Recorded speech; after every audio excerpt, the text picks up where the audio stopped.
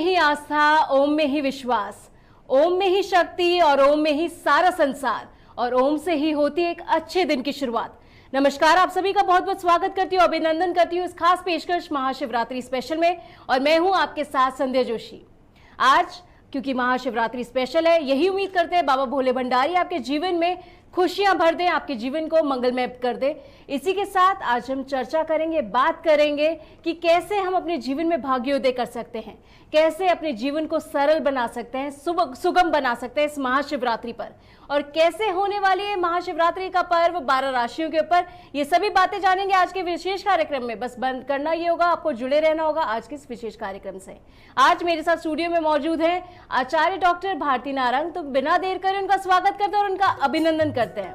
आपका बहुत बहुत स्वागत है। नमस्कार। नमस्कार। ओम नमः शिवाय। इसी के साथ कि भोले भंडारी आपके साथ जुड़े रहे और हम कार्यक्रम का आगाज करते हैं। सबसे पहले हम जानेंगे डॉक्टर भारती नारंग से कि कैसा होने वाला है महाशिवरात्रि का प्रभाव 12 राशियों पर।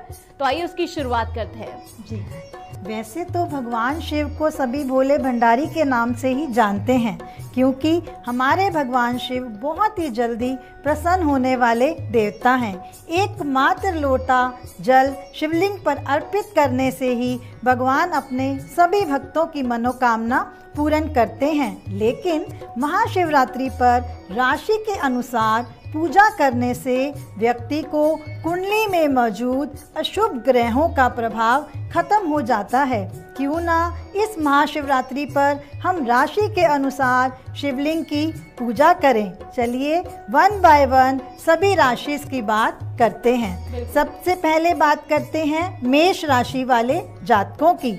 मेष राशि के जातकों को महाशिवरात्रि के दिन शिव जी को आंकड़े का फूल चढ़ाना चाहिए, और इस राशि का स्वामी मंगल है, इसलिए शिवलिंग पर एक लाल फूल भी आप अवश्य अर्पित करें। इससे आपके सभी बिगड़े काम बनेंगे और अपने कार्य में आपको सफलता अवश्य मिलेगी। दूसरी राशि की ओर बढ़ते हैं। दूसरी राशि है वृषभ राशि। वृषभ राशि के जातकों की कुंडली का स्वामी शुक्र है। शुक्राचार्य भी शिव जी के असीम भक्त थे, अतएव शुक्र देव को प्रसन्न करने के लिए इस दिन शिवलिंग पर दूध व गंगा जल मिक्स करके आप अवश्य चढ़ाएं। आपकी सभी मनोकामनाएं पूर्ण होंगी। तीसरी राशि की ओर बढ़ते हैं मिथुन राशि। मिथुन राशि वाले जातक इस दिन शिवलिंग पर 3 बिल पत्र चढ़ाएं व वहीं बैठकर शिव चालीसा पाठ का जाप करें और गन्ने के रस से शिवलिंग का अभिषेक करें। महादेव का आशीर्वाद आप सभी जातकों को अवश्य ही प्राप्त होगा। चौथी राशि की तरफ चलें तो चौथी राशि है हमारी कर्क राशि। कर्क राशि वाले जातक इस दिन शिव जी को चंदन व चावल चढ़ाएं। जल व दूध से शिवलिंग का अभिषेक करें। कर्क राशि का स्वामी चंद्रमा है, इसलिए चंद्र से संबंधित स्वामी को पूर्ण करने के लिए आप वस्तु जैसे दूध का दान आपको करना शुभ होगा, और कर्क राशि वाले जातकों को अपने कार्य में सफलता अवश्य ही प्राप्त होगी। जाना आप सभी ने, सारे जातकों को उनकी राशि के बारे में आप जान सके कि मेष, वृषभ, मिथुन और कर्क को क्या क्या करने की जरूरत है इस महाशिवरात्रि पर्व पर। जिस तरीके से डॉक्टर भारती नारंग ने बताया कि हम छोटे छोटे उपाय करके अपनी जिंदगी को सरल बना सकते हैं और जो भी बाधा हमारे जीवन में उत्पन्न हो रही है उसे दूर कर सकते हैं इस महाशिवरात्रि के पर्व पर। आगे भी बताएंगे और राशियों के बारे में, लेकिन उससे पहले अभी हम बात करेंगे उन लोगों के बारे में जिन लोगों का रिलेशनशिप स्टेबल नहीं हो पाता है। जी हाँ, बहुत बार ऐसा देखा गया कि लड़ाई झगड़े हो जाते हैं।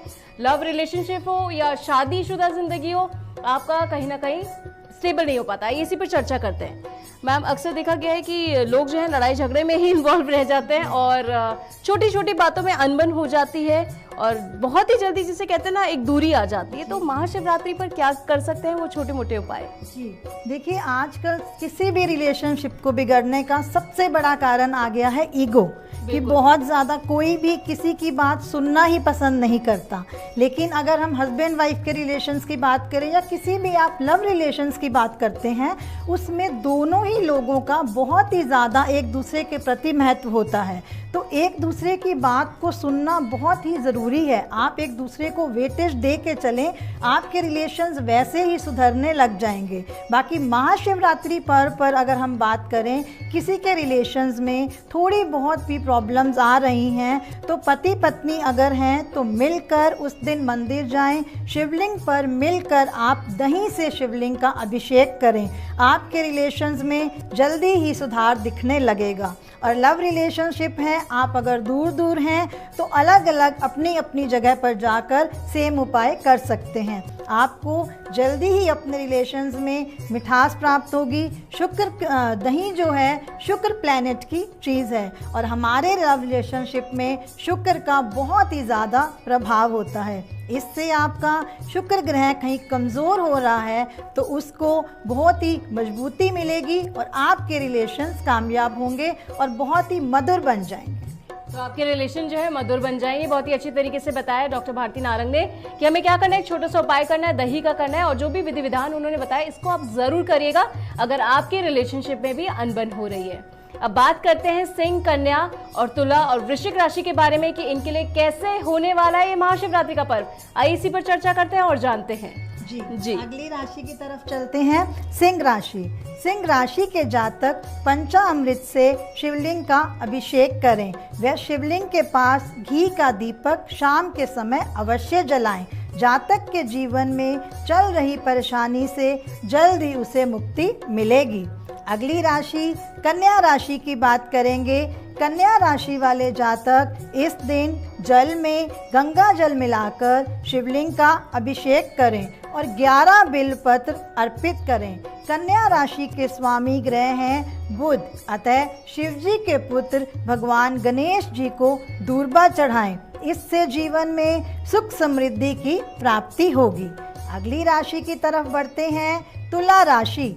तुला राशि के जातक श्वेत पुष्प व दुग्ध धारा से शिवलिंग का अभिषेक करें। वह शिव जी के पास बैठकर शिवाष्टक का पाठ करें। इसके साथ ही गरीबों को खीर खिलाएं। इस उपाय से आर्थिक अभाव भी दूर होगा, स्वस्थ व सुखी जीवन प्राप्त होगा।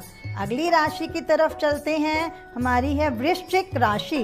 वृश्चिक राशि वाले जातक लाल पुष्प व सरसों के तेल से शिवलिंग का अभिषेक करें। यदि जीवन में बहुत सी प्रॉब्लम है तो ऐसा शिवलिंग तलाश करें जिस पर नाग देवता ना बने हों। उस पर आप तांबे का नाग जरूर चढ़ाएं। इससे आपकी सभी प्रॉब्लम्स दूर हो जाएंगी। आपकी कुंडली के पितृ दोष, ग्रहण दोष, काल सर्प दोष से आपको अवश्य ही मुक्ति मिलेगी।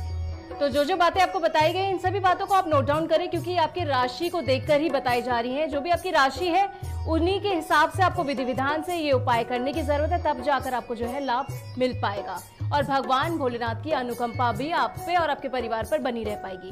आगे बढ़े उससे पहले अब हम बात करेंगे एक ऐसे विषय के बारे में जिसके बारे में आप सभी लोग इच्छुक हैं, जानना चाहते हैं और बहुत सी बार आपके मन में प्रश्न भी आता है। तो चलिए आप ही के माध्यम से हम भी पूछते हैं डॉक्टर भारती नारंग से इस विषय के बारे में। मेरा विषय ये है कि अक्सर ऐसा देखा गया है, क्योंकि कुंडली कहते हैं कि ग्रहों की चाल भी तभी पता चल पाती जब हम कुंडली का विश्लेषण कराते हैं। उसी के माध्यम से हम जान पाते हैं कि हमारे दोष अच्छे हैं, खराब हैं, बुरे हैं, कैसी चाल है। तो आप ये कुंडली का आंकलन कैसे करते हैं, क्योंकि सबसे प्रथम सवाल है, लोगों के मन में एक इच्छुक रहते हैं। जी देखिए, कुंडली जो हमारे सामने कोई लेके आया, अगर वो अपने कोई प्रश्न रख रहा है तो उनका तो रिप्लाई करना हमारा पहला मोटिव है कि हम उनको सेटिस्फाइड करें। लेकिन एक ज्योतिषी होने के नाते एक अपना तरीका होता है कि हम कुंडली को किस एंगल से देखते हैं ताकि सामने वाले व्यक्ति के सभी क्वेश्चंस बिन कहे ही उसको आंसर्स मिल जाए। जी, तो इसमें मेरे कुछ पॉइंट्स हैं जो मैं रखती हूँ, जिसमें हम सामने वाले की कुंडली को अच्छे से एक्सप्लेन कर पाते हैं। उसमें सबसे पहला पॉइंट हम देखते हैं कि आरामदायक बिस्तर। दूसरा पॉइंट है घर के बने खाने का स्वाद। तीसरा पॉइंट है पर्स खोलें तो खर्चने के लिए पैसे। चौथा पॉइंट है सुखदायी औलाद या आज्ञाकारी औलाद। और पांचवा पॉइंट है समाज में इज्जत। शायद जितने भी मेरे श्रोतागण हैं अभी सिर्फ नाम से उनको समझ नहीं आया होगा कि कैसे कुंडली का विश्लेषण करते हैं। चलिए मैं आप सबको थोड़ा थोड़ा हर पॉइंट के बारे में बताऊंगी, जिससे आपको क्लियर हो जाएगा कि किसी भी कुंडली का आंकलन किस तरह से होता है। सबसे पहले पॉइंट की बात की हमने, आरामदायक बिस्तर। देखिए वही व्यक्ति आरामदायक बिस्तर का आनंद ले पाएगा जो अपने मन से बिल्कुल स्वस्थ है, तभी वो उसे चैन की नींद आ पाएगी। बेसिकली उसकी मेंटल हेल्थ को हमने देखना है कुंडली के ज़रिए कि वो कहीं स्ट्रेस में तो नहीं है, उसे किसी चीज़ से इशू तो नहीं है, कोई मनी प्रॉब्लम तो नहीं है, कि उसका मेंटल माइंड सेट है या नहीं है। दूसरे पॉइंट की अगर हम बात करते हैं वो है घर के बने खाने का स्वाद लेना।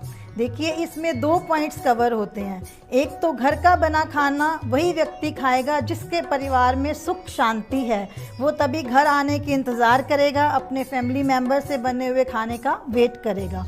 और आनंद वही व्यक्ति ले सकता है खाने का जो पूर्ण रूप से हेल्दी होगा। अदरवाइज़ अगर आपकी हेल्थ साथ नहीं दे रही है तो आपको 56 भोग का भी कोई स्वाद नहीं है, और अगर आप हेल्दी हैं तो आप दाल चावल में भी आनंद ले लेंगे। तो सेकंड पॉइंट रहता है जो जातक हमारे पास आया है उसकी हेल्थ के बारे में एनालाइज करना। थर्ड पॉइंट की बात करते हैं, पर्स खोलो तो खर्चने के लिए पैसे। ये तो शायद नाम से ही सभी को पता चल रहा है कि जो जातक आया है उसकी फाइनेंशियल कंडीशन कैसी है, उसे किस तरह से इम्प्रूव किया जाए ताकि उसे आगे चलकर कोई भी प्रॉब्लम ना आए। चौथे पॉइंट की बात करते हैं, आज्ञाकारी औलाद। देखिए ये आज के टाइम में सबसे मेन पॉइंट है, क्योंकि हर कोई चाहता है कि हमारे बच्चे हमारा कहना माने, लेकिन इन जनरेशन्स के बीच में तालमेल बिठाना ही सबसे बड़ा काम है। बिकॉज विचार नहीं मिलते हैं, डिफरेंस ऑफ ओपिनियन आ जाता है। तो उस तरह से किस तरह से अपने बच्चे को हम उपायों के जरिए अपनी बात समझा सकें और वो हमारी बात समझ सकें, ताकि इन 2 जनरेशन्स के बीच में कोऑर्डिनेशन बना रहे। तो ये एक पॉइंट रहता है जो बहुत ही इम्पोर्टेंट आजकल के टाइम में है, उसको कवर करके चलते हैं। 5वां पॉइंट है समाज में इज्जत। देखिए इस समय हर व्यक्ति सिर्फ अपनी तारीफ का भूखा होता है। हम किसी को पसंद करें या ना करें, लेकिन हम ये ज़रूर चाहते हैं कि सामने वाला हमें ज़रूर पसंद करे और सामने वाला हमारी तारीफ ज़रूर करे, क्योंकि हमारी जिह्वा ही एक ऐसी चीज़ है जहाँ पर विष भी वही है और अमृत भी वही है।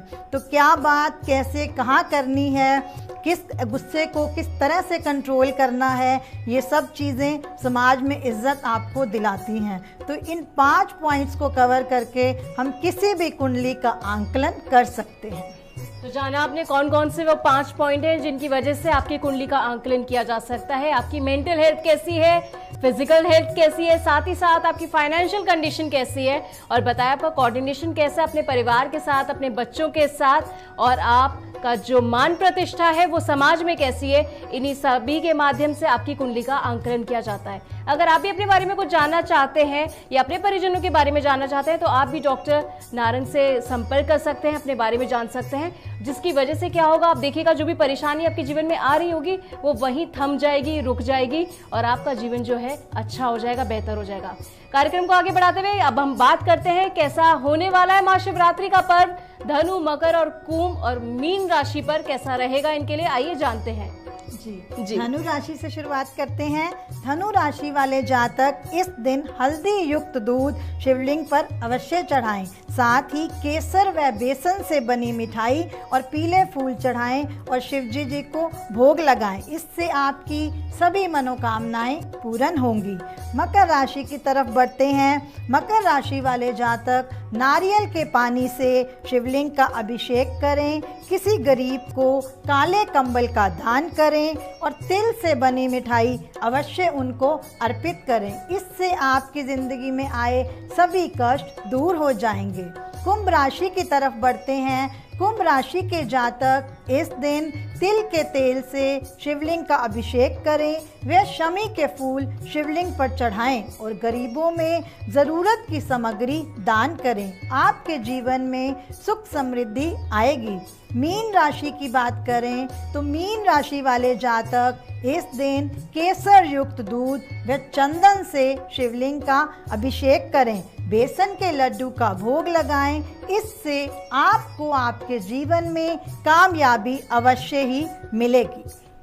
तो इसी के साथ आपके जीवन में आपको कामयाबी हासिल हो सकती है जब आप ये उपाय करेंगे अपनी राशि अनुसार। बहुत अच्छे से बताया कि 12 राशियों में से हर राशि को अपने लिए कौन कौन से उपाय करने की जरूरत है इस महाशिवरात्रि पर।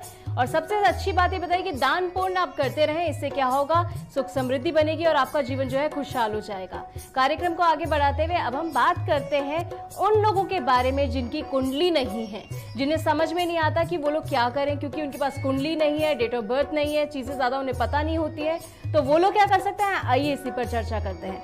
अक्सर देखा गया ऐसे मैम कि कुछ लोगों की कुंडली गुम हो जाती है और कुछ लोगों के पास कुंडली नहीं होती, कुछ इशू रहता है, किसी को अपना नाड़ी नहीं पता होती, कोई ना कोई छोटी छोटी चीजें होती हैं, टाइमिंग का इशू होता है। तो किसी के पास टाइम नहीं जी रहता तो वो अपनी राशि नहीं जान पाते हैं। तो अब क्योंकि महाशिवरात्रि का ये पर्व है, इतना अच्छा पर्व है और हर कोई कुछ ना कुछ करना चाहता है, तो ऐसे लोग क्या कर सकते हैं? बिल्कुल, मैं उसके लिए 3-4 टिप्स जरूर देना चाहूंगी। यदि किसी के पास कोई भी कुंडली नहीं है, अपना टाइम वगैरह नहीं पता है, तो वो भोलेनाथ पर गन्ने के रस से अभिषेक करें। शिवलिंग पर स्पेशली उन्हें लक्ष्मी की प्राप्ति अवश्य होती है अगर वो फाइनेंशियल क्राइसिस से निकल रहे हैं। और यदि आपने देखा होगा बहुत से लोग ऐसे होते हैं जो कहते हैं हमारे पास रुका हुआ धन नहीं आ रहा है, कि हमने बहुत जगह धन दिया हुआ है और हमारे पास वापस नहीं आ रहा है। तो उसके लिए मैं स्पेशली बताना चाहूँगी कि रुके हुए धन की यदि आप प्राप्ति करना चाहते हैं तो महाशिवरात्रि के दिन भगवान शिव के वाहन नंदी यानी बैल को आप हरा चारा खिलाएं, आपको अवश्य लाभ मिलेगा। ये हरा चारा आप किसी भी जहाँ पे गायें रहती हैं वहाँ जाके आपको, वहाँ बैल भी मिल जाता है, वहाँ आप इजीली खिला सकते हैं। बट ये उपाय करना महाशिवरात्रि के दिन ही है, इससे आपका रुका हुआ धन अवश्य आपको मिलेगा।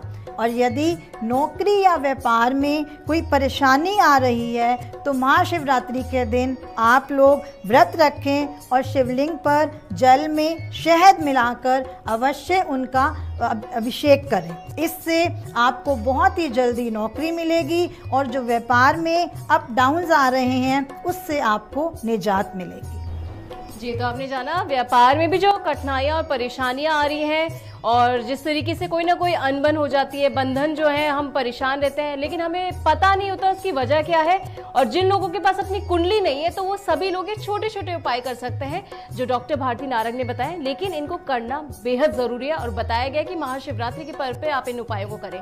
आपके मन में भी कोई प्रश्न है, कोई सवाल है तो आप हमें मैसेज कर सकते हैं, कमेंट बॉक्स में आप डाल सकते हैं। और साथ ही साथ अगर अपने बारे में कुछ जानना चाहते हैं तो आप बिल्कुल जान सकते हैं। आप संपर्क कर सकते हैं डॉक्टर भारती नारंग से, वो आपकी कुंडली का विश्लेषण करके आपको बहुत अच्छे से बारीकी से सटीक उपाय बताएंगे जो आप अपने जीवन में अपना सकते हैं। आपका बहुत बहुत धन्यवाद, आप यहाँ आए, आपके लिए नमस्कार। तो इसी के साथ अगर आप भी महाशिवरात्रि के पर्व में चाहते हैं भौतिक सुख संपदा, सुख शांति का वैभव और साथ ही साथ ऐश्वर्य अपनी जिंदगी में, तो महाशिवरात्रि के इस पर्व पर आप ये जरूर करें सभी उपाय और अब तब देखिएगा कि आपको मनोवांछित फल की प्राप्ति जरूर हो पाएगी। इसी के साथ आज के कार्यक्रम में बस इतना ही। तब तक के लिए मुझे दीजिए इजाजत। देखते रहे अपना खास कार्यक्रम। नमस्कार।